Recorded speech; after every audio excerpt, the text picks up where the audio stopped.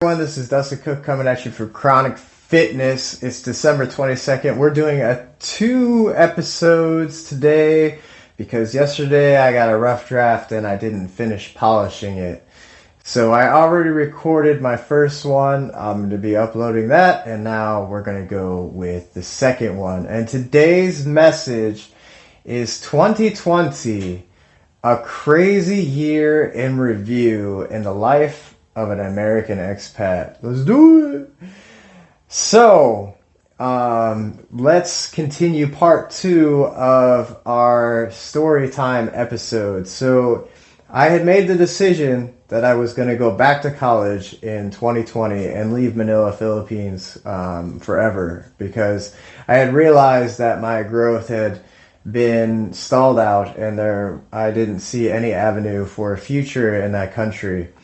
And I still have time remaining on my GI Bill, and it has a ticking clock, so if I don't use it, then I lose it. And so that was the decision I made, was to go back to school in 2020. So at the end of 2019, at the very end, in December, I had sold everything inside my condo in Manila, and I raised cash, went and invested in a new laptop, which I didn't have, and because I needed it for school.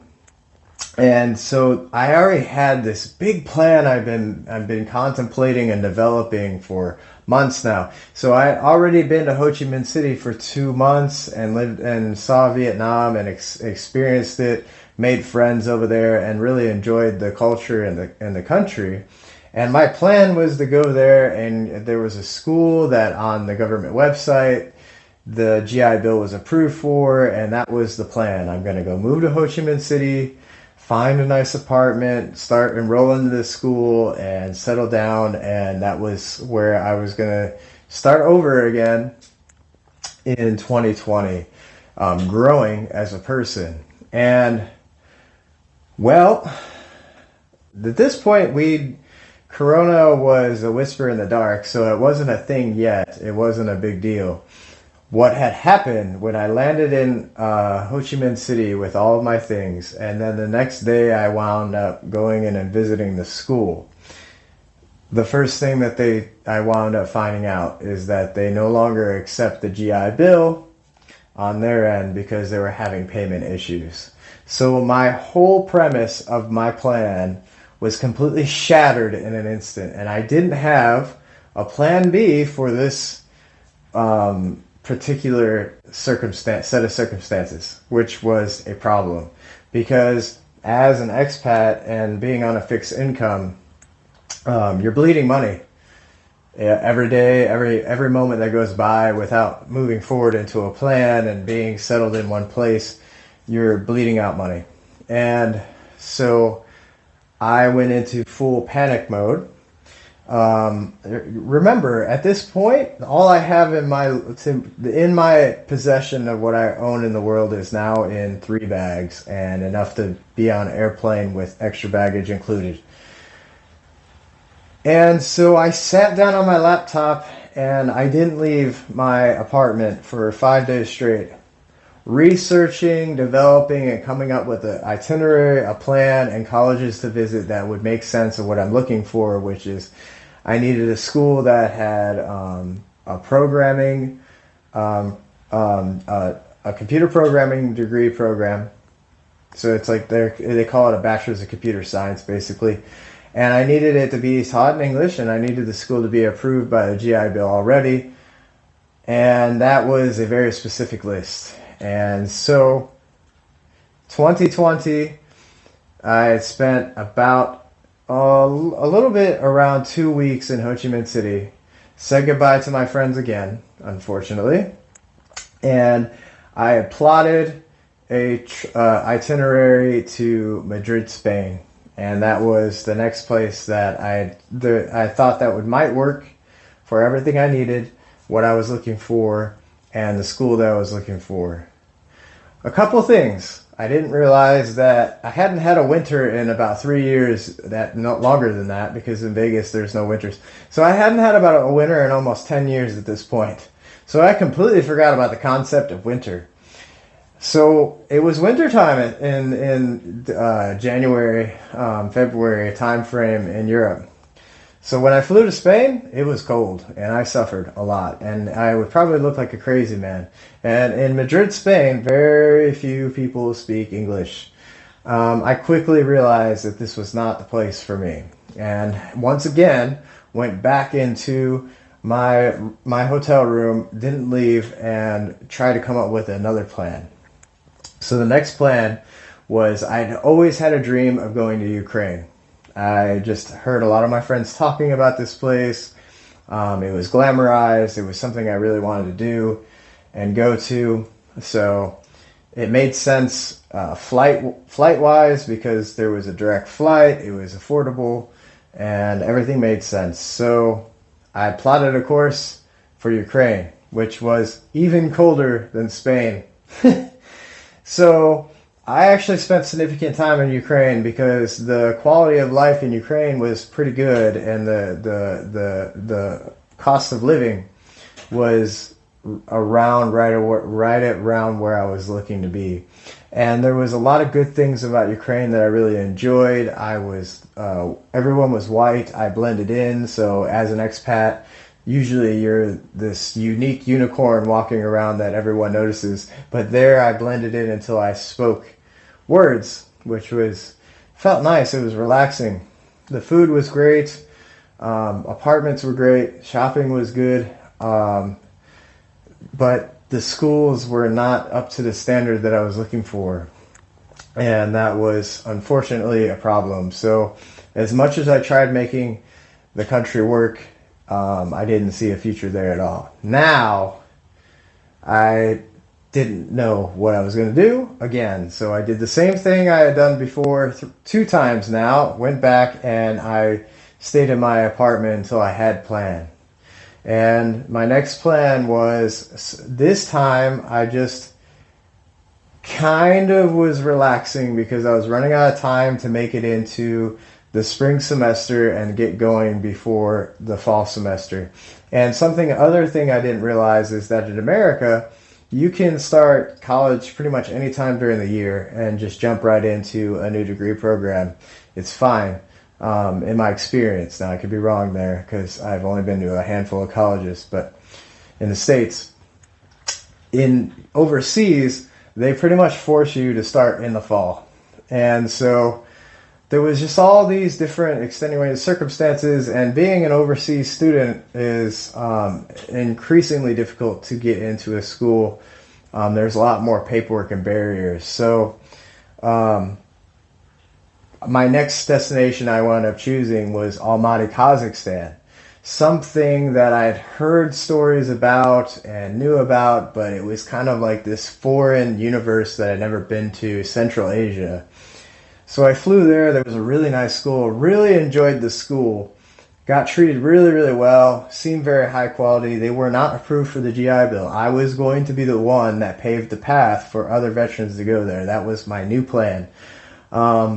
Almaty was a very nice city. It was very unique. You had mountains and everything. It was a good experience for me.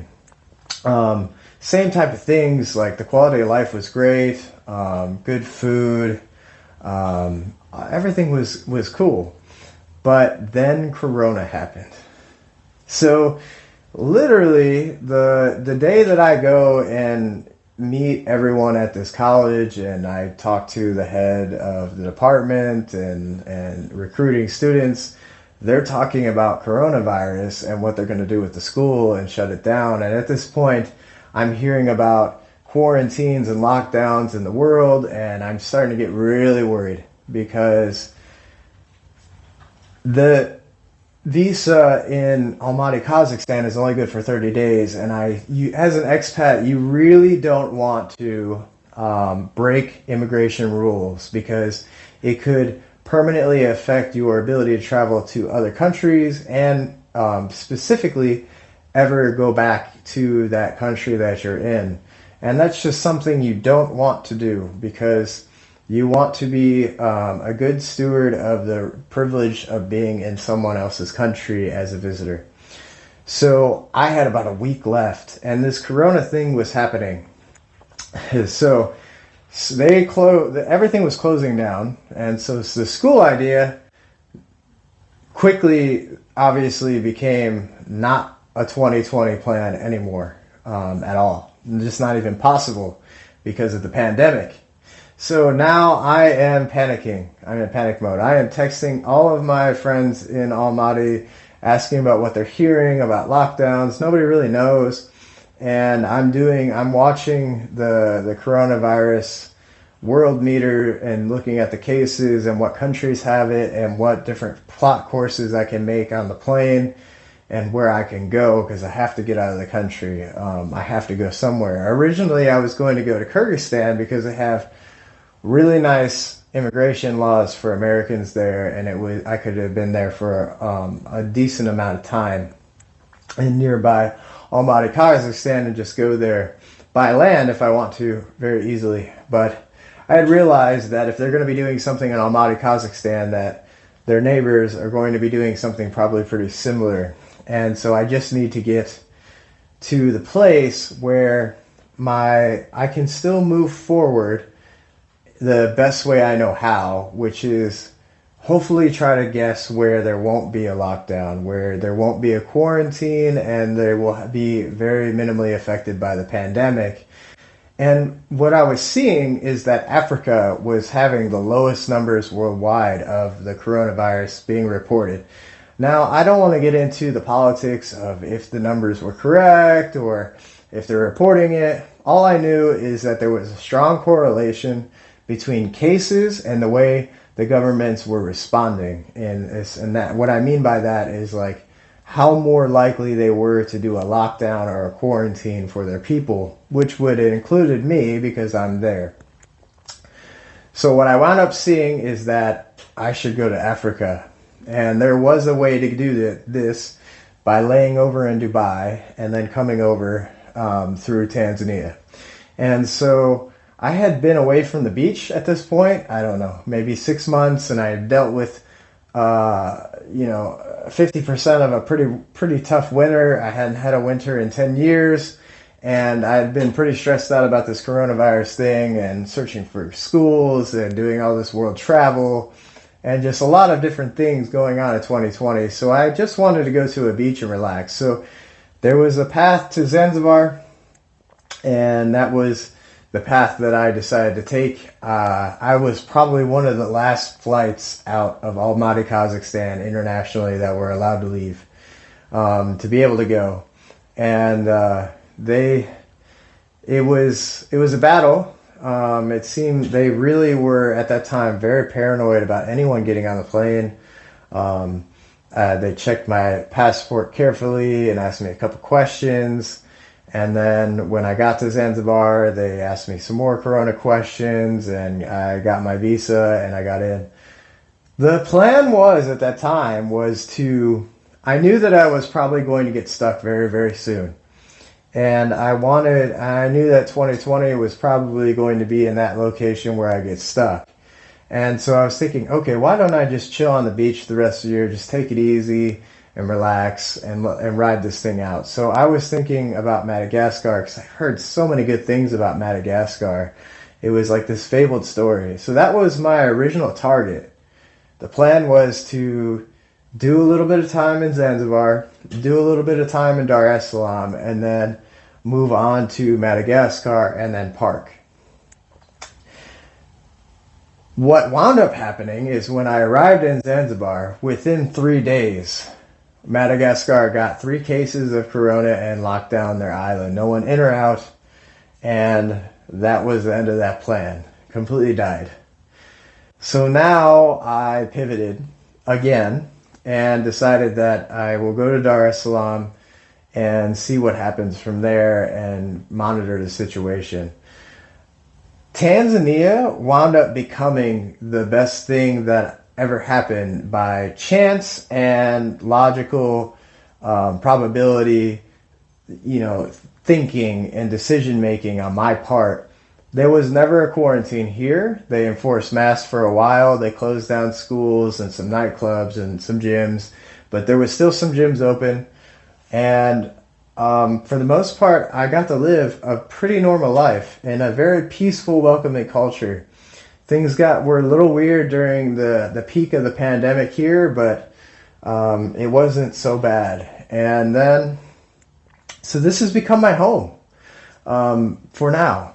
As an expat living overseas, you always know that there will be a time where you should move on. And at some point, I will be moving on from Tanzania, but I have found a home here. And I really appreciate that there is still a place in the world that's safe. Any of my friends or family that are listening to this, any of my fans, Tanzania is completely open. There is no corona rules here. You can take a flight and come in easily and stay for 90 days plus. No problem. They have the Serengeti here. They have Mount Kilimanjaro here. They have Zanzibar here. They have Mafia Island here. There's tons of things to do. Yes, it has its issues like every country does, but they're nothing too terrible to make you uncomfortable. I personally love my quality of life here. Food is good and strong. It makes you strong and healthy. I have good friends here. I've been able to make decent friendships. I have an amazing woman here who I'm in a relationship with, and I'm building in my circumstances. And that's the takeaway for today, is that 2020 has been a terrible year for the world. But in this time of hardship and challenge, there has been so many inspiring leaps forward in people's individual lives, their families, their careers, pivoting, technology, business. Everything has moved forward, sped up years faster than would have happened on its own. And so our world has been changed completely forever. And one thing, if we didn't take anything away from this year and you're still very much the same person living the same life, I just want you to know that this year has done one thing for us, which has made us refocus on our health. So if you were one of those people that was not concerned about your health before, please let this year be proof that you should always prioritize your health and immunity and make your body as strong as possible every single day. I really love you guys, and I want to tell you that if you're going through a hard time because of 2020 right now, that you can see through my story that when it gets really hard, if you sit there and get serious and grind down and make a new plan and execute, that it will get better. Even if you have to do that process several times over the next 6 months in 2021, it's okay, because it's worth it. And it's going to be effective, and you will get through this. I promise you. Just don't give up hope. I love you all. Thank you so much for tuning in. Until next time.